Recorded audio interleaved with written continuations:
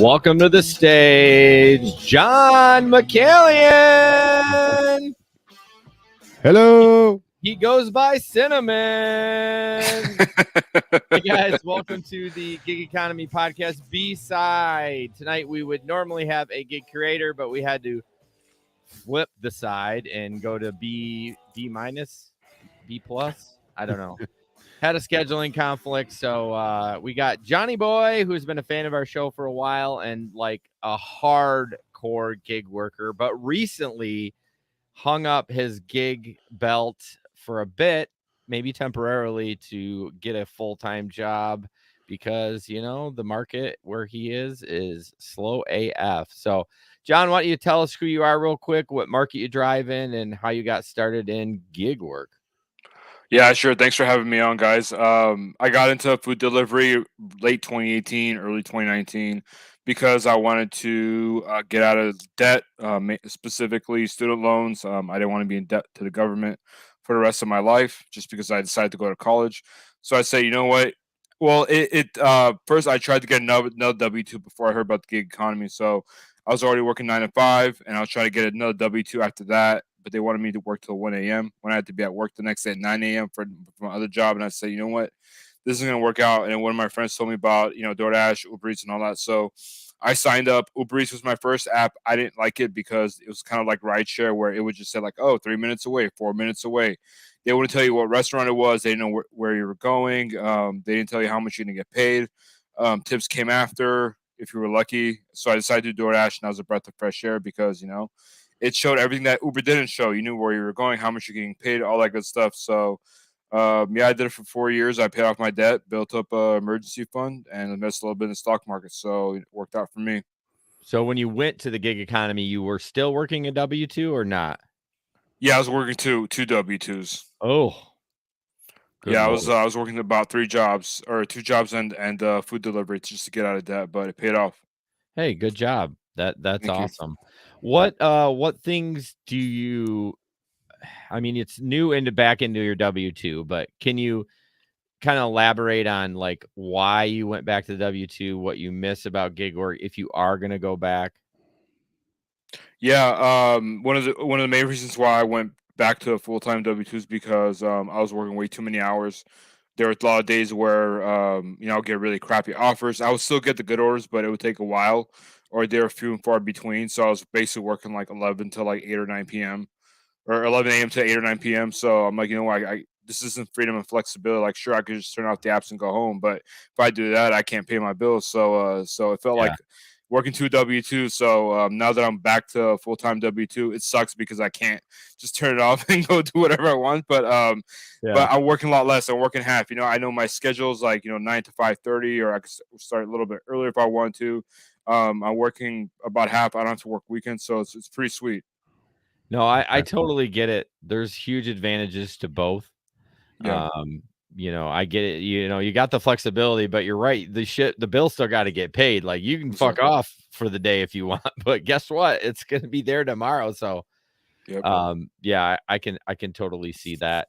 Do you plan on doing any kind of gig work outside of like your W-2 now? Do you think like maybe you do you want to buy something fun, or are you just kind of like paying the bills at this point, just taking some time to kind of relax on the weekends?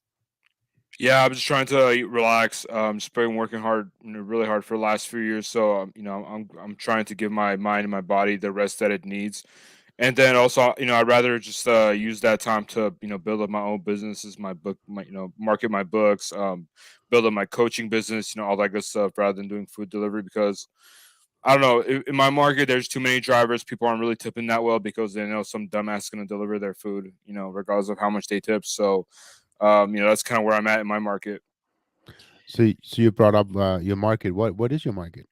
Oh, I didn't mention it. Los Angeles, California. I'm in the suburbs. I can't do downtown with e-bikes and all that stuff. That's just not for me. I know. Maybe you've heard of Will Sir. He does downtown LA on an e-bike, and man, props to him and everyone else. But yeah, I like staying in my car so I can be, protected and shielded from these crazy drivers. Yeah. Yeah, and then you don't ride over human shit on the sidewalk either. Exactly. Yeah. Um, Oh shit! I had a question and it just went right out my butthole. Oh, did you? Where was I going with that? Oh, so you're in Los Angeles in California, and I don't think we've ever talked to somebody that has experienced the Prop 22. So I definitely wanted to ask you about that. I know your opinions. John and I, if you guys don't know, have talked outside of this platform, and so we've been friends for a bit and friends with Steve from Rideshare Rodeo, of course, but John worked or is in California, done the Prop 22. Can you explain? Do you know a little bit? Okay, again, if Steve was here, he'd tell you for 45 minutes what it is. Well, let's do the dumbed down version for people that don't even know what I'm even talking about. Can you explain that in like layman's terms? Yeah, definitely. I think, and not to throw you under the bus, but Oh, throw me Jamie, under. Jamie was from California last time. I think her name was Jamie. But Like 2 weeks ago. I didn't think she was in the LA market though during after Prop 22. Yeah, she Oh, wasn't. okay, It was She had okay, before left. Prop She 22. had left Yeah. at that gotcha. point. Okay, But good point though. Good point, though, John. yeah. So it covers all of California, not just LA. But basically, the really simplified version is that Prop 22 pays you 120% of the minimum wage in your market. So like LA is a little bit higher than say like Riverside or San Diego. San Francisco is the highest, I believe. So I think they're getting paid around $24 an hour. So basically, the way it works is that they look at your base pay and they match it up to 24 or whatever that minimum wage is, that 120% calculation, and then you get tips on top of that. So that What? calculation doesn't include tips. Yeah. What So the like fuck? let's I mean, man, it's still not enough to cover the cost of living out here, man. I It's just know, so I know, crazy but expensive here. when you say I think you said $24 an hour, like, Yeah. San um, Francisco, I believe. yeah, I mean, for me, during a Tuesday at 12:30, $24 an hour, plus I get to keep the tips on top, that I would be Mhm. gangbusters over here. But again, cost of living is quite a bit lower. So, I didn't even know that. You got to keep the tips. Yeah, So, that's why a lot of these no tip orders are getting delivered because people are like, oh, yeah, $3 order, I'm gonna get paid, $12, $13 for this. So they're just taking it. that oh boy, that's not a Yeah. bad thought. Like, you would think that DoorDash would want this to come in because, I know all the gig apps don't. They don't want to pay it, Right. but then they know that shit's getting delivered at least. I mean, But DoorDash is the one having to pay the fees. It has to well, come out of no, their you're right, money. but they're getting the food delivered though. At least But they're they're also getting it delivered in our market. That's the whole problem. yes and no. I mean, every day, well, I don't work a lot of nights, but every nights I do see people posting, 10, 12 bags at Chipotle that sat there for 6 hours. So, I mean, yes and no. I think some people are delivering it, but Right. man, that's crazy. $24 an hour plus tips. So can you like approximate what your extra was? I mean, of course you wouldn't want the extra. Well, I guess you would get get it regardless, right? Am I saying that right? No matter what? Yeah. Yeah, I would get it no matter what. For me, I took well, a lot of the orders because I guess I have low acceptance rate. So like they would send me the orders with high base pays and low tips. Like let's say if I got a $7 order, it'll be a $5 base pay, $2 tip. So I wouldn't get much on that because it's Mhm. already high base pay. But yeah, like if I like let's say if I took a bunch of crappy orders, I would probably make $150 alone on top of that. Oh my goodness. What Yeah. was your average? You don't have to say, this wasn't on the rundown, but what was your average earnings a week out there, and like how many hours are you working?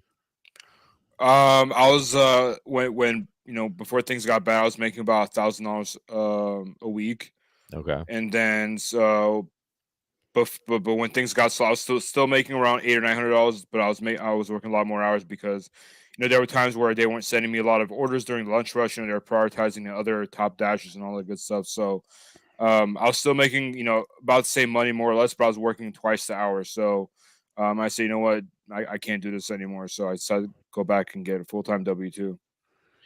So do you really believe that DoorDashers prioritizes the top dashers with the better orders? I think they do. I think they prioritize them for all the orders, good and bad. Especially now with my market became a diamond zone, and it says right there, maintain a 50% acceptance rate to get priority access to good orders. I think they were doing it before. I think that now there's letting you know, but I do think that people with higher acceptance rates see all orders, both good and bad, before people like me with a Yeah. 20% acceptance rate see it. Yeah, I think mine's 12.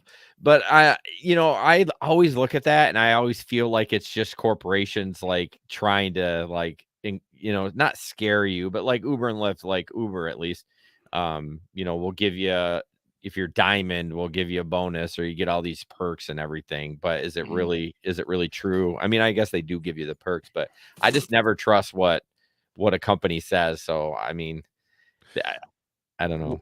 What Have you done happened? Uber Eats in a while? Have you guys done Uber Eats in a while? No. I lately I've been you guys are going to be shocked by this.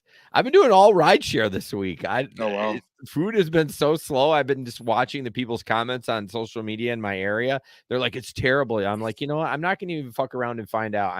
Rideshare, I'm busy. I mean, they're not great, super 100, great bar runs, but I never stop. I am constantly moving and I have my parameters set at 7 minutes away. So I don't take anything that's 7 minutes away and I'm still popping. What? And then you also have the weekly bonuses. So Yeah. that This adds week on is to it. this week I think it's 85 for 50 rides, which is horse shit. And I don't think I'll get it before Friday at 4 a.m. But this weekend isn't bad for 50 rides. I think it's like $175 or something. Yeah, I saw that. I'm not gonna drive this weekend, and I will not drive this weekend, Jason. I can't peer pressure you like I did last driving weekend. this weekend. Last weekend was sweet though. I mean, thank you for that peer pressure. I'll Hey, take that one. don't blow your load. Let's save it for next week's show Yeah, because it was a good week. It was a good week for So, both of us. but anyways, so go ahead. Do you have any like good stories, bad stories, things that we would make you go with delivering? I mean, and it's kind of like you don't have a lot of shenanigans, but maybe.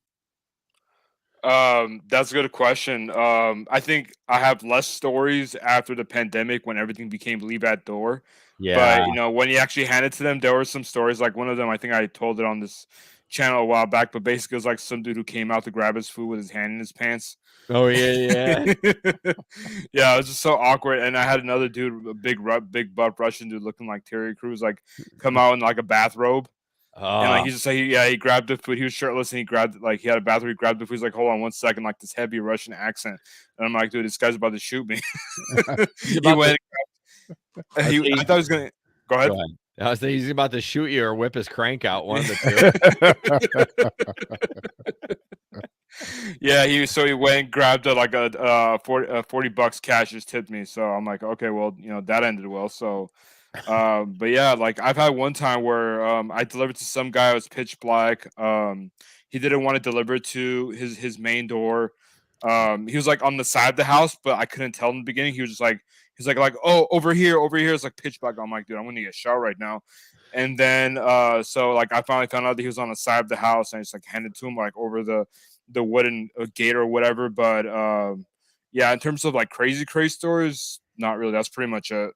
When you were doing totally switching gears, when you were doing gig full time, how many miles a week were you driving? I'm just curious.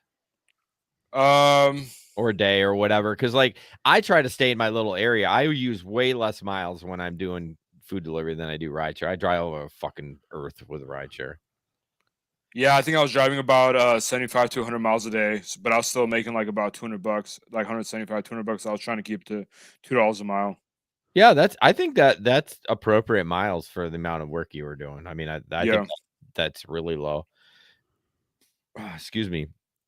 Yeah. So one of the things we always talk about too is tips for gig workers. Like, what do you recommend they do or get? I mean, do you know how many deliveries you did for DoorDash? Because DoorDash was your main thing, right? You didn't really do anything else. Yeah, I had about 4,000 deliveries on DoorDash, about 800 on Uber, and probably another 1,000 on Grubhub. So about 6,000 total. Okay. And what tip could you offer a new person or even an old worker that maybe not know maybe not know something that you could help them, think about? It's funny you mention that because sometimes when I deliver food, I'll tell them like, "Hey, I used to do DoorDash," and I would pick up really quickly that they're new.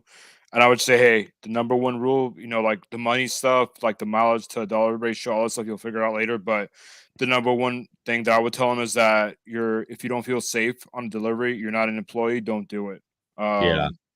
Because I know a lot of people, they think they go into this with a W-2 mindset, and they think that even if they feel safe, they don't feel safe, they would have to deliver. I just tell them, call DoorDash support, tell them you don't feel safe, and then they'll cancel it. Don't do it.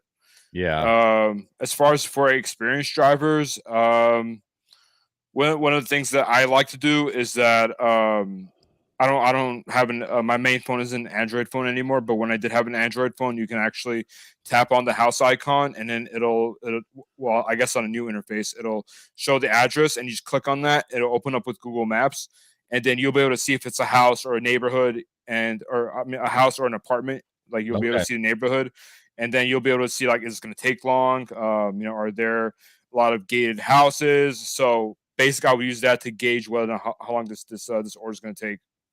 Okay. That's a good point, actually. So you are able to right away on Google Maps, in what's it called? With Street View. The Street View, yeah. Yeah. To see what kind of apartment, what kind of house or apartment it was. That's that's a really good tip. That is a really good tip. I never would even thought about that.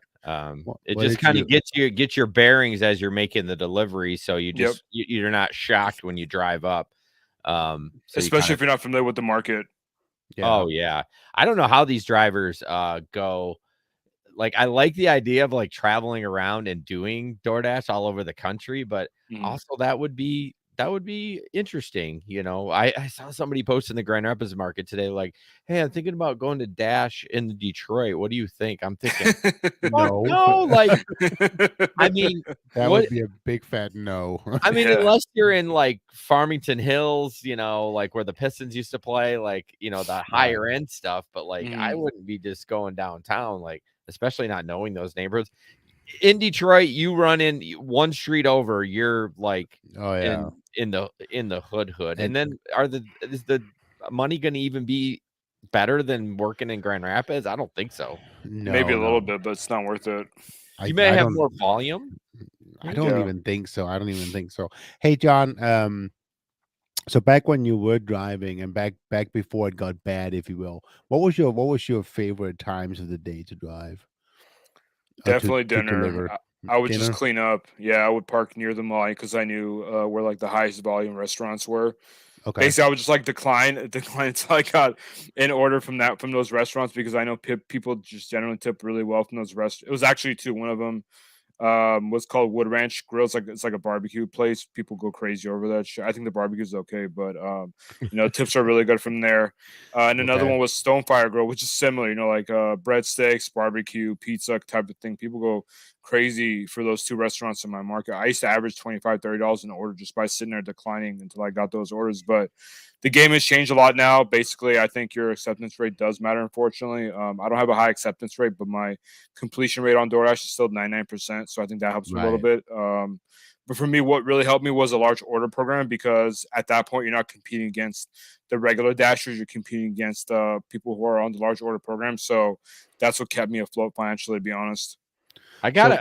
Oh, sorry. Jesper, go ahead. No, I was just gonna say, I mean, so I'm not a dasher at all. I don't know any of that, but talk to a little bit. Come to the dark side. No, you're not. I will never. I hate delivery. Anyways, talk a little bit about the large order program you were just mentioning, and then the regular dashing. What is the difference there? Really good question. So the large order program, there are orders that have a subtotal of at least $100 or more. Okay. And so one of the things that I noticed is that whenever you're in a large order program, you also get, so let me take a step back. When you're a regular dasher, you basically get orders that are most of the time $35 or more, or $35 or less. I'm sorry. But when you're in a large order program, you get all of them. So like you still get the orders between $35 and $100, and you also get the $100 subtotal orders and more. So it's really a game changer. There's a channel out there, I'm not going to name them, but they claim that you have to be a top dasher to get those orders. You don't have to be. You just need to be in a large order program. Okay. Why wouldn't everyone do that then? It's hard because invite only, and you also have to do 100 deliveries per month minimum. A lot of people are part time; they can't do 100 deliveries per month. Right. But yeah, it's invite only. So basically, you have to meet the minimum and hope they sent you an invite, which is Well, how I got in. But I would also think that if you're on, like, for instance, an e-bike downtown, you're not going to want to be in the light tour program, right? Because you want to drag around Yeah, 100 hours worth of food on the yeah. bike. That's a good point. Especially now that they stopped showing you what the items are, you can't be like, "Oh, I can carry this on my bike." But yeah, in when you're if you're in the city like a downtown area, then that's pretty much all about speed. So you're taking small orders and trying to Okay. knock out as many deliveries as you can. Yep. That makes sense. I mean, I thought you okay, let me back up. That was a stutter start. The Driven Dad said that you can just email them and just keep emailing them without an invitation to try to get in that program. I don't know if that's true or not. I'm just going to tell you what he said. So I tried that, it didn't work for me. They just kept giving me the runaround. But yeah, some people, I think that's how Tony got in. So you can do that. That's the unofficial backdoor way to get in. Okay. If you're not getting an invite, I would try. I would recommend Triangle because the worst they could say is no. But you can also hope that they send you an invite. So it really depends on your market. Well, they're definitely not sending me an invite. So 100 divided by 30. So But I that's wonder if the light tour program is in every city. There may not be. yeah, that's That's a a good good point. point. Yeah. I bet it would be in Grand Rapids, but so you'd have to average is 3.33 deliveries a day if you wanted Okay. to do 100 a month. So, I mean, I bet Or you could 25 a week. yeah, or 25 a week. Yeah, you could probably work one Saturday and get that. I may be a long Saturday, but yeah, I don't know. I'm not consistent enough, but I should try it. I need to start doing like I should do what that. what do you Well, I was waiting for the joke, you smartass.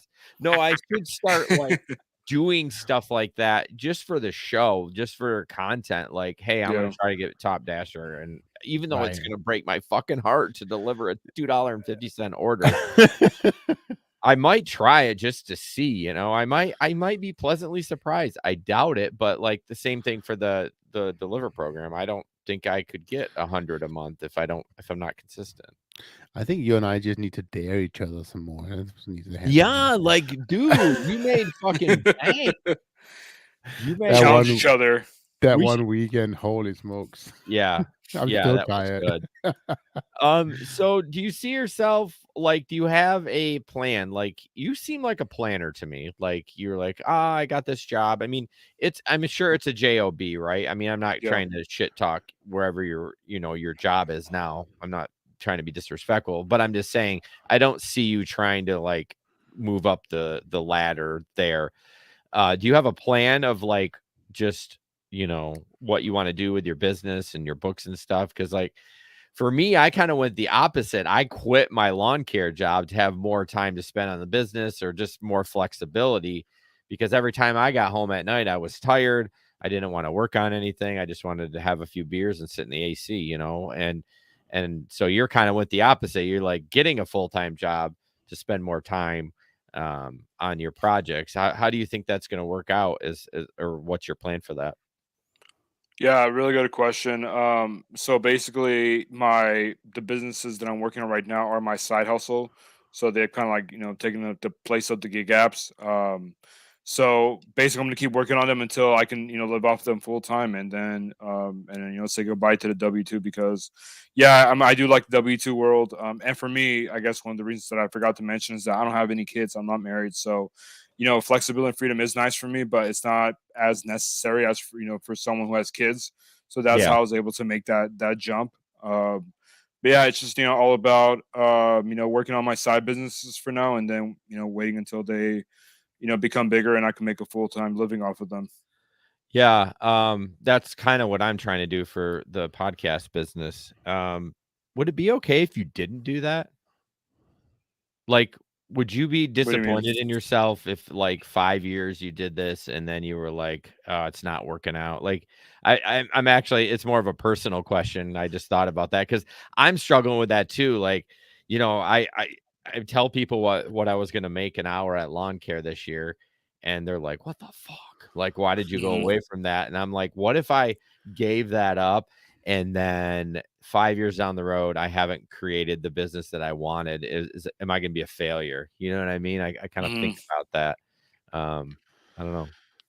That's a good question. I asked myself that same question, but then I told myself that I'd regret not giving it a shot. Like let's Yeah. say 50 years later, I'm 80 years old on my deathbed.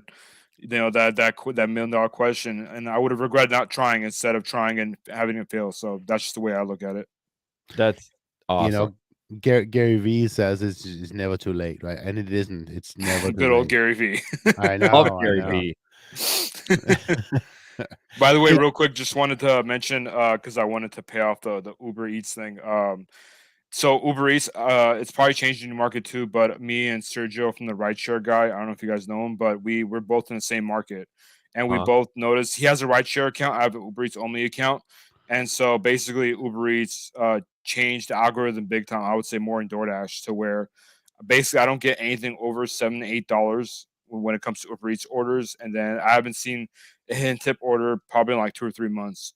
So Hmm. they've really changed it more than DoorDash. I would say more Wow. DoorDash. They might just be scaring drivers to try and take more orders, but Uber Eats has really made a change. Hustling Hyena, thank you What up, for. Tony? Oh, it's one of your friends. Awesome. Yeah, he's in Would you San guys? Diego. He says, "Would you guys not work both a W-2 and gig economy?" I've done that. So my story, Tony, is uh, I did full-time gig in the winter, and then the summer I did lawn care. But mostly, I would do like what Jesper does. He does his W-2, and then every other weekend he does gig work. But Nice. that's a grind. I mean, I know It is. Jesper's putting in more than 40 a week at his other jobs, and then go to do 12 to 18 hours on the weekend. Like, man, we're not young anymore. It's definitely noticeable, but it's still fun. I mean, that's the thing. I Mhm. mean, my main reason why I'm doing it, again, yes, of course, the money, right? We all want that. But I was missing it. I was really missing it when I couldn't do it. And so it's good for me to be back on the road, and I love it. I Well, just I love it. think that's why you're sick, Jesper. Jesper's feeling a little under the weather. It's his work, and then he worked a fuck ton this past weekend. I did a 12-hour shift Saturday, and it Straight. was it was just a lot of fun. Yes, but do you think it's because you work from home and you miss being around people at the end of the day? Oh, there's definitely that too. There's that too. But for me, I've always seen, and this is also why I don't want to do delivery. I've always said that the ride share is what it is for me because I need to talk to people. I need to go out and have people sitting in my car and taking them around. And I've also tried date night normal daytime driving, and I don't like that either because it's a Neither. different. People have a different mentality Right. when they're just to and from work. Whereas when Yeah. they're on the way out to party, that's when people are fun. I'm sorry, but They're it's in a like better mood. Yeah. they're in a better mood, right? Yeah. And then I also and I mean this. I like knowing that I help people get home safe afterwards. I Mm. provide options for people don't have to drink and drive. My son is 17. He's out there driving now. My daughter is 12, 13. She's going to be driving, soon, or at least out there. And, I will do everything I can to not have people drink and drive. Yeah. Yeah, that's a really good point. Hustling Hyena said, "Love the stability, but need to be creative with the gig economy. I'm a wedding DJ, DoorDash or Walmart, Sparker, Instacart, and now trying YouTube." Yeah, I do all that, Tony. I do. Oh no, not the wedding DJ. What the fuck? I meant everything but the wedding DJ. You don't want me DJing your wedding. It's gonna be like all heavy metal. By the way, Tony Yeah. has a really good gig economy YouTube channel as well. Oh, Sweet. cool. Check it Yeah. out. Very nice. I'll have to take a peek. Yeah, so I love this conversation, John. You've been always good to us, and I really appreciate Likewise. it. I kind of want you back in the gig economy because I liked our conversations that we had. Like, John, we're 3 hours different, so we're randomly. This motherfucker didn't sleep either. I'd be getting up for work, and he'd still be up in Yeah. California. I'd be like, bro, what are you doing? Like, go to bed. But Not working, just awake. yeah. Oh, yeah. You're not Yeah. working. You're just Yeah. awake. But what do you got cooking right now? You got a book. I got a couple of your books, which were good. And then you have your coaching business and your YouTube channel. Tell us Yep. about that. Yeah, YouTube channel, just with my main channel, the John McHillian channel, I'm probably gonna turn it into like a personal vlog. I want to travel more, so I want to document that. And then my other channel, at Self-Improved. That's basically going to be where I document my weight loss journey, how I improve my finances and things like that. I actually have another book that I started writing the other day. It's like a really short book, basically about how we need, contrast and adversity to have like a better perspective and gratitude in life. Yeah, I would agree. I like your thought about, I mean, we haven't talked a ton about finances, but I feel like you got a good head on your shoulders and you made the right decision if you were struggling to do your thing, to do what you want to do. I mean, I bet it was tough. I bet it was tough just losing that, like we said, the flexibility. But my decision was tough too, man. I still am wondering if I did the right thing. As today was my first day, and then I'll wrap up of driving these kids around. I got called in at like 5:20 this morning because I'm just a sub until the fall, and then I'm gonna get a route. And I was by myself, and for whatever reason, this bus driver that normally drives them does not have rule on that bus, and these kids were fucking. I had to report 3 of them, and it was not just minor stuff either. We're talking major stuff. I'm like, did I make the right decision? I said that to Megan when I got home. Like, were they throwing fists or something? yeah. I'm like, give me a beer. I need a beer. And but no, it's fine. I wasn't really stressed. I was like, whatever, kids, you can do what you want to do. And there's cameras on the bus too. I even threatened that. Like, I'm gonna pull this tape, and they just laughed at me. Yeah. Are they high schoolers? They're not. They were the problems. It's both. It was the elementary kids. Oh wow. And the crazy part is, the kids that I drove today are kids I work with. Like, I work 2 days a week at my kids' elementary. It was that school. They know me, and they still like. I said, I'm going to see you tomorrow, right? And they're like, I don't care. I'm like, okay, well, I'm going to make you. How watching too much TikTok. How many vapes did you have to take? No vapes. No vapes. No, yeah. Some kid just got expelled, you can't ride the bus for the rest of the year because of that. I'm like, wow. Stupid idiots. Like, anyways. No, you would think the cameras would prevent them. But anyways, guys, thank you, John, for coming on. Thanks for Jesper suffering through 30 minutes of his cold. Thank you for muting your mic and making my job easier. I appreciate you. Thank you. Check John out on his YouTube channel and all his stuff. I would appreciate that. And we will catch you next week on the regular side, not the B side, the A side. Mm-hmm.